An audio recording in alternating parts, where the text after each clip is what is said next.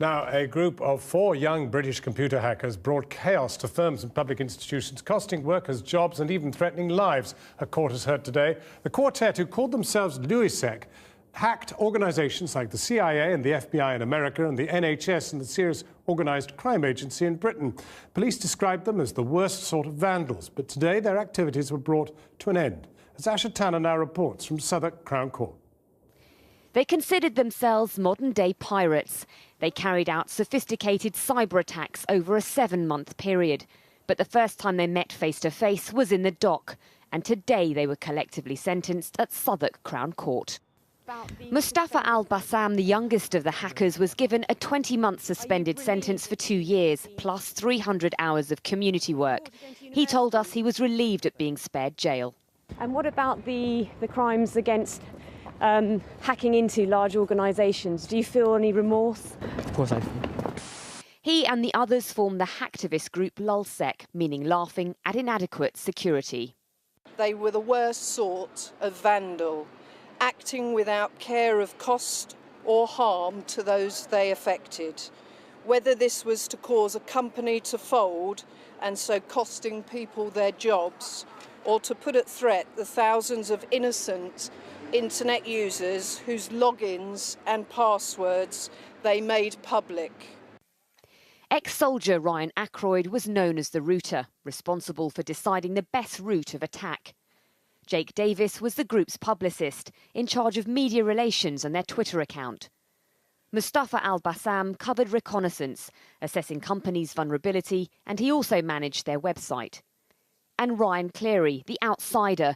Although not a core member, he was responsible for hijacking hundreds of thousands of computers for the group's use. One journalist built a strong contact with Davis during the months they were active. They found each other online. They found that their talents kind of came together quite well, and they gelled together quite well as a group. They liked each other.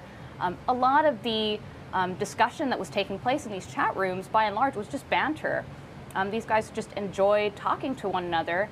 And between all that, they would have ideas for targets to go after. But it wasn't just banter. They emerged as a splinter group from the hacking collective Anonymous.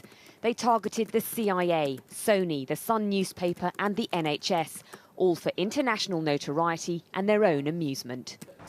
This is where it all began, here at the Financial Times. A senior researcher for the American security firm HB Gary Federal boasted to the newspaper that he could reveal the identities of the hackers. What he didn't expect was all-out cyber war and a personal vendetta. Aaron Barr's comments were published, and this led to his and his firm's catastrophic downfall in February 2011. He was CEO of a company which they were just about to finish off a multi-million-pound deal, which ended up sort of disappearing. He ended up losing his job. There were death threats to him and his family. They had to move house. So the impact for him was very serious. The group led secluded lives. From the safety of their bedrooms, they felt detached from the consequences of their actions. LulzSec attracted over 350,000 followers on Twitter, and in a bid to secure more fans, they asked followers to nominate sites to attack. Security has been a bolt-on at the end. We're starting to try and catch up now, and the government is doing quite a lot, with the different initiatives that they're running at the moment, but we're still playing catch-up. All 4 pleaded guilty today. Their crimes under the Computer Misuse Act attracted sentences between 20 months and 32 months. It's hoped this case will serve as a warning to other cybercriminals that they're not invincible.